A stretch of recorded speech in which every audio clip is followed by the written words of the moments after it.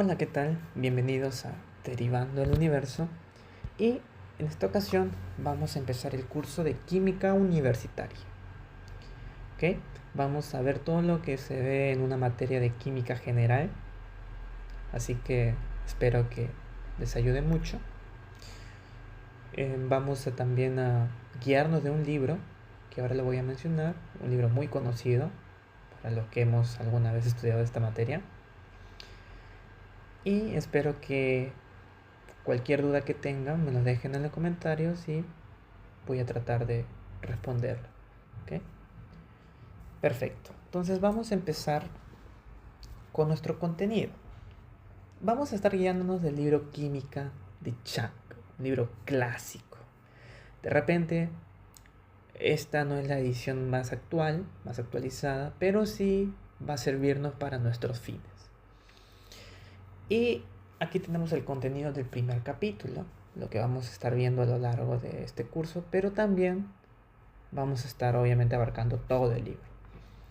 Para empezar vemos la introducción, clasificación de la materia, estado de la materia, mediciones, manejo de los números, análisis dimensional para resolución de problemas, resolución de problemas con estimaciones. Esto es muy interesante porque no nos dan los datos, vamos a ver una manera de resolverlos.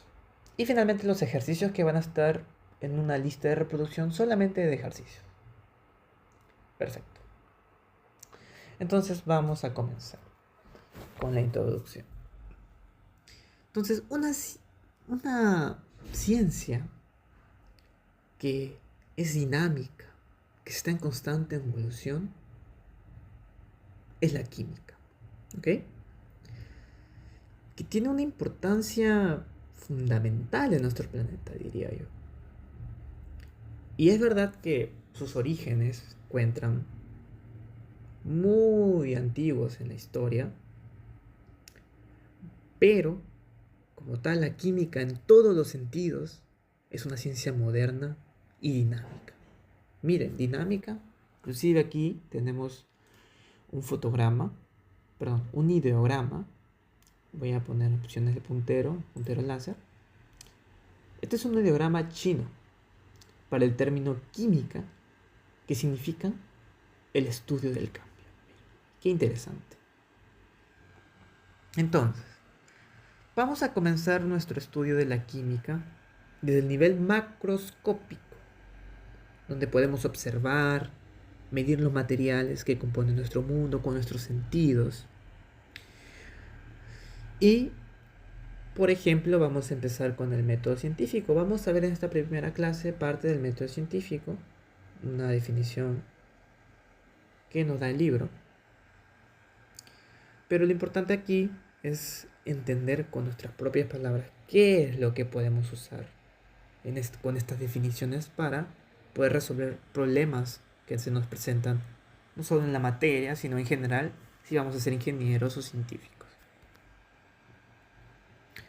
Entonces, aquí tenemos la química, una ciencia para el siglo XXI.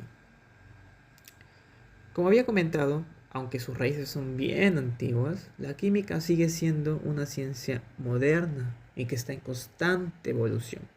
Es esencial para muchas disciplinas y para nuestra vida cotidiana. Su definición, diríamos formal, es que la química es el estudio de la materia y los cambios que ocurren en ella. Se le conoce como la ciencia central porque su conocimiento es indispensable en áreas como por ejemplo la biología, la física, la geología, la ecología, etc. Sin química, nuestro mundo sería prácticamente diferente. De verdad que completamente diferente.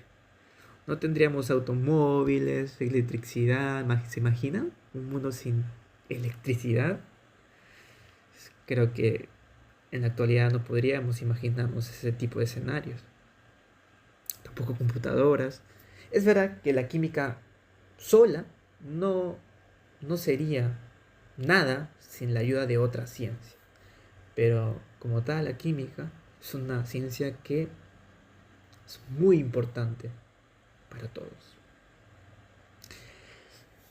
Evolución de la química. Eh, no vamos a hablar de toda la historia, creo que eso amerita para un libro completo, pero sí comentar ciertas cosas. Aunque la química, como había comentado ya varias veces, es una ciencia antigua, sus fundamentos modernos comenzaron a definirse en el siglo XIX, cuando los avances científicos permitieron analizar las sustancias y comprender sus propiedades. En el siglo XX, la tecnología refinada y el uso de computadoras, porque aparecieron ya las computadoras en este siglo, también microscopios, llevaron a un conocimiento más profundo de los átomos y las moléculas.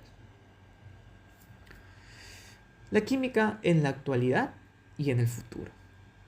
Hoy en día la química sigue siendo fundamental en el desarrollo de las nuevas tecnologías, claro está.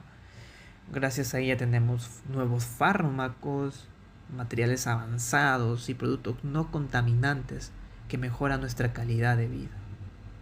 En este siglo XXI, la química seguirá desempeñando un papel muy importante, un papel clave, tanto en la ciencia como en la tecnología. ¿Ok? Impacto de la química en nuestras vidas.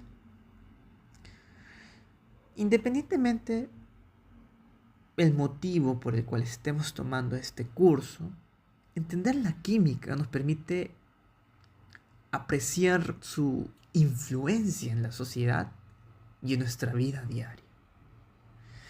Desde la alimentación hasta la medicina, desde la energía hasta la tecnología. En realidad la química se encuentra en todas partes. Y aquí podemos ver 4 imágenes, que también podemos verlas en el libro. Y vamos a hablar un poco de cada una de ellas. Por ejemplo, miren, la primera imagen. Esta imagen representa la salida de datos de un equipo automatizado secuenciador de ADN. Estamos viendo, es decir, el ADN de diferentes muestras. Miren, cada cada columna. El ADN sabemos que es una macromolécula formada por nucleótidos, ¿se acuerdan? Por ahí de repente escucharon las bases nitrogenadas como guanina, timina, adenina, citosina.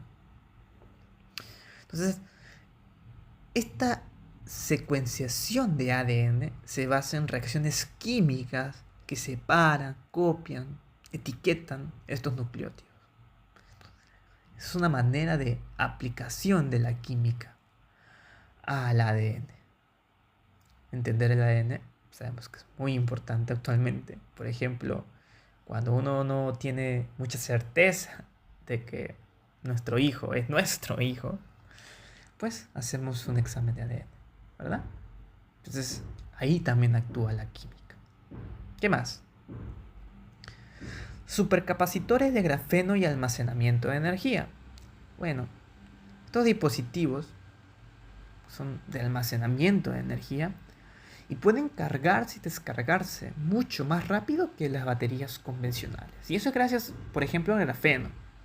El grafeno es un compuesto por átomos de carbono.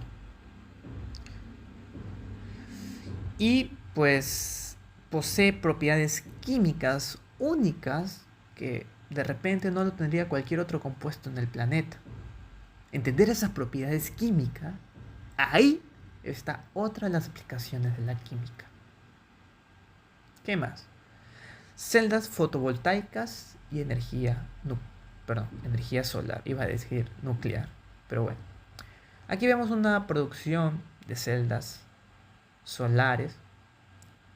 ¿Para qué nos sirven? Para convertir la luz en electricidad mediante el efecto fotoeléctrico. Un fenómeno químico y físico, ¿okay? No es solo químico, donde los electrones van a ser excitados dentro de un material semiconductor como el silicio, con elementos que pueden ser el fósforo o el boro. Pero imagínense, convertir la luz en electricidad. Interesante, ¿verdad? creo que ya se está aplicando en muchas partes del mundo. Y también biotecnología y cultivos transgénicos. Bueno, no vamos a entrar en esa polémica de que si los cultivos transgénicos deben darse y deben aplicarse en la sociedad, pero vamos a ver directamente una de las aplicaciones que da la química aquí. La química permite modificar el ADN de las plantas para hacerlas resistentes a las plagas y enfermedades también.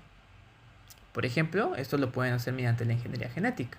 En la imagen de la izquierda vemos una hoja a la que no ha sido modificada genéticamente y de repente, miren, ha sido devorada por los gusanos. Y en la imagen de la derecha vemos que sí ha sido modificada genéticamente y vemos cómo se conserva en el tiempo. Miren, una gran aplicación que aquí también tiene la química.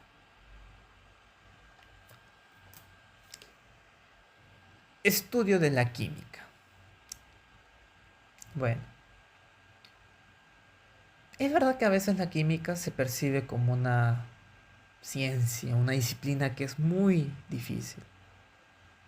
Y es que no hay nada más lejano a la realidad que realmente todos nosotros interactuamos con la química constantemente, sin darnos cuenta.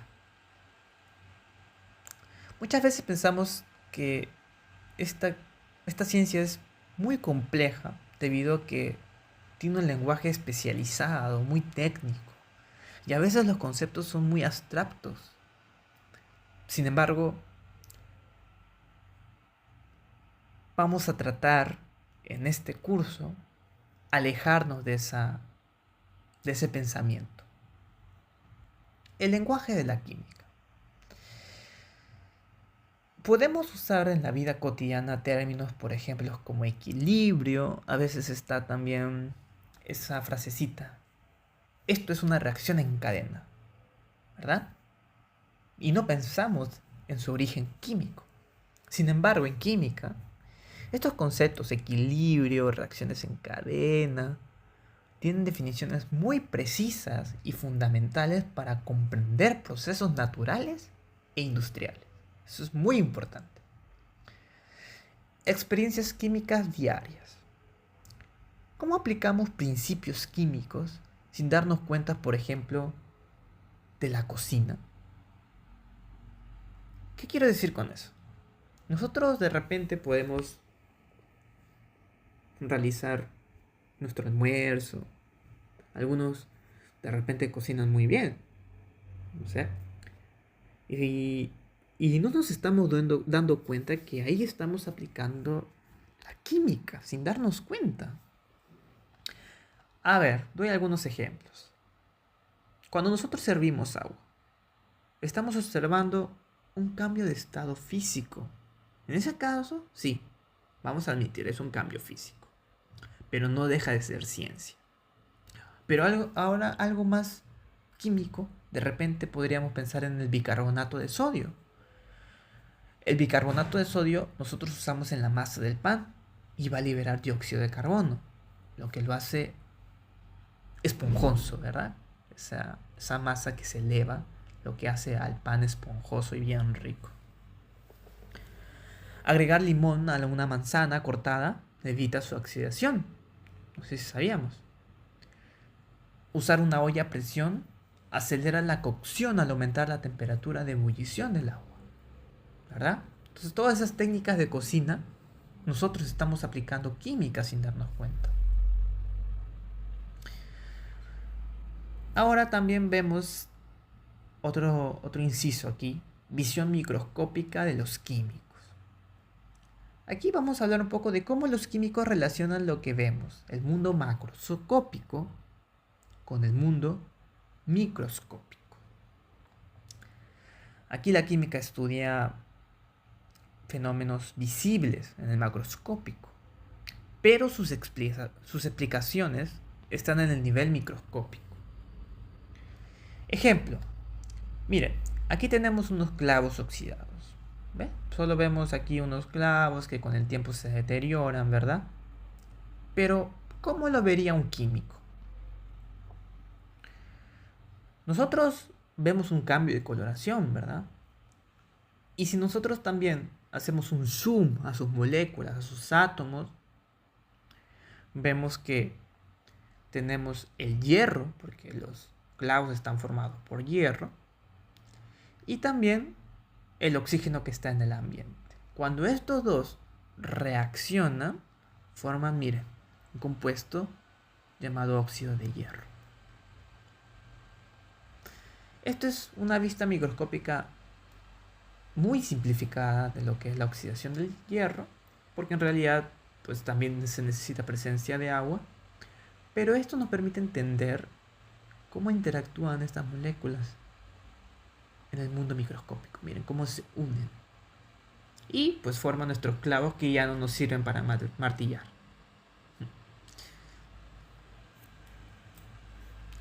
Y ahora vamos con el método científico. Todas las ciencias, desde la química hasta la propia psicología, usan una versión del método científico, un enfoque organizado para investigar y entender el mundo. Ya sea que un psicólogo de repente estudie cómo el ruido afecta el aprendizaje de una persona, o que de repente un químico mide el calor que se libera al quemar hidrógeno. Pero ambos siguen pasos similares en su investigación. Vamos a hablar primero de esta imagen, miren. Esto aquí pues vemos en el campo de la química: observación, representación e interpretación. En el nivel macroscópico corresponde a los fenómenos que nosotros observamos, los que podemos ver a simple vista, como por ejemplo el cambio de color de una reacción química, la formación de un precipitado o la evaporación de un líquido. En el nivel microscópico se enfoca propiamente en los átomos y moléculas que componen la materia. Aunque nosotros no los podemos ver directamente, los químicos los estudian para explicar los cambios observados a nivel macroscópico. ¿Ok? Y finalmente tenemos la representación o el nivel simbólico. Esta es la representación científica de lo que pasa en los procesos químicos. Y esto lo representamos mediante símbolos, ecuaciones químicas, modelos matemáticos. Esto va a permitir describir de manera precisa los cambios que ocurren del nivel macroscópico al nivel microscópico. ¿Cómo están ocurriendo estos cambios? Bueno, aquí lo tenemos una forma de representarlo. ¿Ok? Y entonces, ¿cómo es el método científico? En realidad, el método científico no es un conjunto de pasos rigurosos, porque se adapta según la ciencia, según el investigador, a nuestros fines. ¿Ok? Pero aquí es algo general de lo que podemos hablar. Definir el problema, ¿verdad? Todo empieza con una pregunta. ¿Qué queremos entender? Tenemos que definir bien el problema, y eso es clave para la investigación, para tener un rumbo claro. ¿Qué más? Hacer observaciones y recolectar datos. Tenemos que hacer pruebas para ver qué cosa sucede. Y aquí tenemos que registrar los datos. Y aquí los datos pueden dividirse en datos cuantitativos y cualitativos. Los cuantitativos son números obtenidos de mediciones, como temperatura, peso, volumen. Y los cualitativos son descripciones generales. Por ejemplo, un cambio de coloración o un cambio de textura. Esos podrían ser unos ejemplos. ¿Qué más tenemos? Luego formulamos la hipótesis. Una vez que se tienen los datos, es hora de analizarlos y hacer una hipótesis. Esto es básicamente una suposición, digamos, educada, que va a tratar de explicar qué es lo que observamos. También tenemos aquí que realizar los experimentos para comprobar la hipótesis. Se diseñan nuevos experimentos para comprobar si la hipótesis es correcta. Si no lo es, se ajusta y se vuelve a probar. Y este proceso se repite hasta encontrar una explicación sólida. Luego tenemos que, en el mejor de los casos, desarrollar leyes y teorías. Leyes y teorías. ¿Qué se diferencia una ley y una teoría? A veces, después de muchas pruebas, pero muchísimas pruebas y observaciones, los científicos encuentran patrones que se cumplen siempre. Y ahí podemos diferenciar lo que es una ley y una teoría. Leyes científicas. Por ejemplo, las leyes científicas son reglas que describen estos patrones. Generalmente pueden estar escritas en modelos matemáticos, es verdad. Por ejemplo, la segunda ley de Newton, ¿verdad? ¿Se acuerdan? Vamos a ver. La segunda ley de Newton. Fuerza igual masa por aceleración, ¿verdad? Esta es una ley y se está expresando de forma matemática. ¿Qué quiere decir? Que si aumentamos la masa o la aceleración de un objeto, la fuerza también aumentará. Y cuando la hipótesis ha sido probada muchas veces y ayuda a explicar un grupo de fenómenos, se convierte o puede convertirse en una teoría científica. ¿Qué son las teorías científicas entonces? Las teorías científicas son explicaciones amplias que unen varias observaciones y también leyes. Sin embargo, no son verdades absolutas, ¿ok? Si un nuevo experimento demuestra que una teoría no funciona, se modifica o se descarta. Algunas teorías tardan siglos en comprobarse, porque la tecnología necesaria aún no existe. Por ejemplo, miren, la teoría atómica. Esta, no sé si recuerdan, fue planteada por el filósofo griego Demócrito hace ya más de 2000 años, pero solo pudo confirmarse en los siglos XIX y XX. Y algo parecido pasó con el bosón de Higgs, cuya existencia se propuso en los años 60 y se comprobó recién en el año 2012. Eso lo vamos a ver en la siguiente clase. Ok, finalmente vamos a hacer una pequeña aclaración, diríamos, de los descubrimientos científicos, que es un camino con altibajos. Y es que el avance de la ciencia no siempre es ordenado. A veces una ley se descubre antes que exista una teoría que la explique, imagínense. Y dos científicos pueden estudiar el mismo fenómeno y llegar a conclusiones diferentes, totalmente diferentes, porque esto también depende de su formación y de su experiencia. Además, la historia de la ciencia muestra que los grandes descubrimientos no son el resultado del trabajo de una sola persona,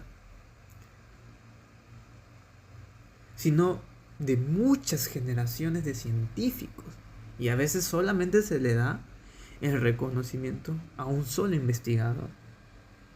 Y también es cierto que la suerte juega un papel importante en la ciencia, pero como, no sé, de repente han escuchado ese dicho, la oportunidad favorece a las mentes preparadas. Es decir, los científicos deben estar atentos para notar cuándo un descubrimiento inesperado puede ser importante. El público en general siempre se entera de los hallazgos más importantes, pero la mayoría de los científicos pasan años trabajando en investigaciones que a veces, imagínense, no llegan a nada. Pero esos intentos fallidos ayudan a entender mejor el mundo y a lo largo plazo impulsan el conocimiento. Y a pesar de todos estos desafíos, la pasión por descubrir y entender es lo que mantiene a los científicos en sus laboratorios, explorando los secretos del universo, derivando el universo. Perfecto.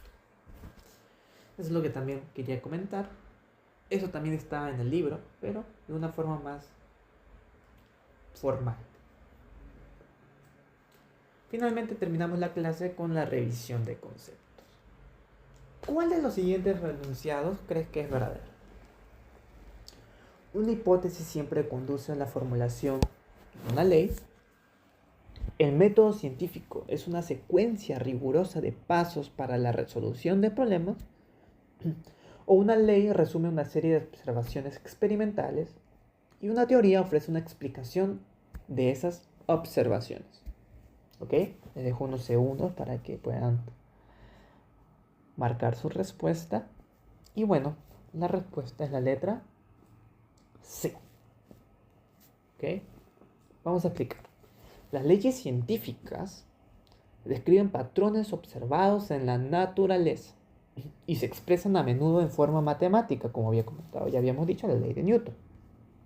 Mientras que las teorías científicas explican por qué ocurren esos patrones y pueden evolucionar con nuevas evidencias. Por ejemplo, la teoría de la relatividad de Einstein, que explica cómo funciona la gravedad a nivel cósmico. Perfecto. ¿Y por qué no la A?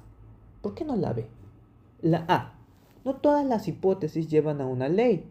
Una hipótesis es una explicación tentativa. ¿Ok? Y puede ser refutada o evolucionar en una teoría. Y el inciso B, el método científico es una secuencia rigurosa de pasos para la resolución de problemas. No. Los científicos pueden ajustar los pasos según sea necesario. Perfecto. Entonces con esto estamos terminando la primera clase de química. No se olviden suscribirse a Derivando el Universo.